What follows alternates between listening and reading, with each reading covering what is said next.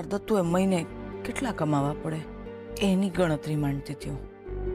અચ્છા, તો કેટલો આંકડો આવ્યો? એમ થોડી કાંઈ આંકડો આવે છે. તમે કયો ને મને, તમે ન્યાયને નોકરીએ મોકલ્યો છે તો ન્યા દર મહિને કેટલો પગાર એનો હોય તો આપણે આ મેળ પડી જાય. તમારે દાંત કાઢવાની જરૂર નથી. એ તો તારા દીકરા પર નિર્ભર કરે છે. કેવું હોય તો કહો, બધું મારા દત્તુ પર નહીં નાખી દો. એવું નથી કૌશલ્યા. જો સાંભળ, મારું કામ આમાં પણ માસ્તરની જેમ આંગળી ચીંધવાનું છે. મેં આંગળી ચીંધી લીધી છે. હવે રસ્તો એણે નક્કી કરવાનો છે. એની નોકરીનો પણ અને તે આપેલા સમનો પણ. કોઈ દી સીધો જવાબ નહીં આપે એટલે નહીં જ આપે માસ્તર. તમને એક માની ચિંતાની કદર જ નથી, મને સમજાઈ ગયું છે. રેવા દો.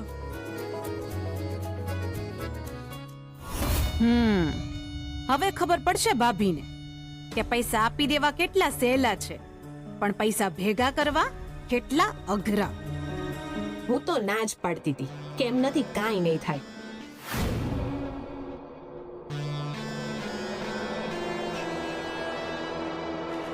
કાજુ કતરી ખાવ છો એમ?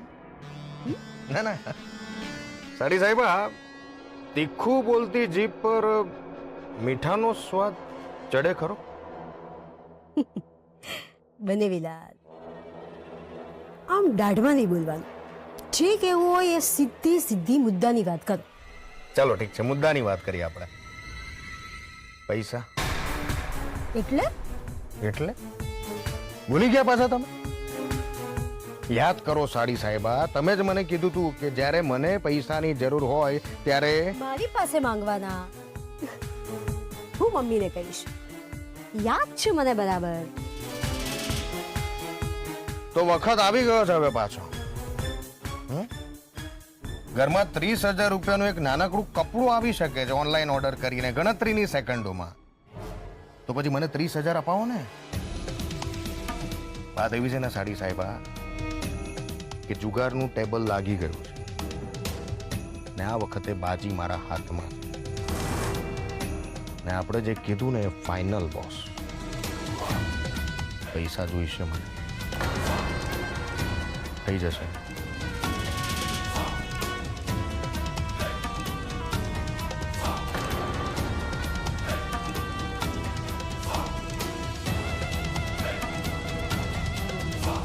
Thank you.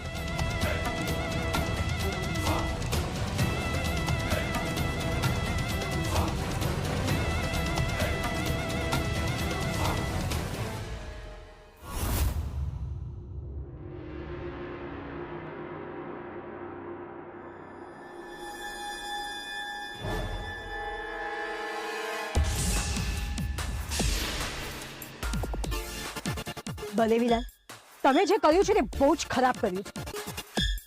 હળહળતું લાગી આવ્યું છે મને. રાજ્યગુરુ પરિવારના જમાઈ થઈને તમે તમે ફોન પર કોઈની પાસે પૈસા માંગતા હતા, એ પણ ઉધારી પર. શું થયું તિથિ? સાસુમાં હમણાં એ જે બોલ્યા એ તમે સાંભળ્યું નહીં? હું શું બોલું હવે? તિથિ, આમ ગુસ્સો કરીને નારાજ થવાને બદલે ગુસ્સાનું કારણ કહી દે. હા બરાબર. મુદ્દા પર આવો અને ગુસ્સાનું કારણ કહો સાસુમાં. ગુસ્સાનું કારણ તમે જ છો બનેવીલાલ. હું? ના ના સાસુમાં, એટલે હું પણ ક્યારનો એમને એ જ પૂછી રહ્યો છું. હું કેવી રીતે?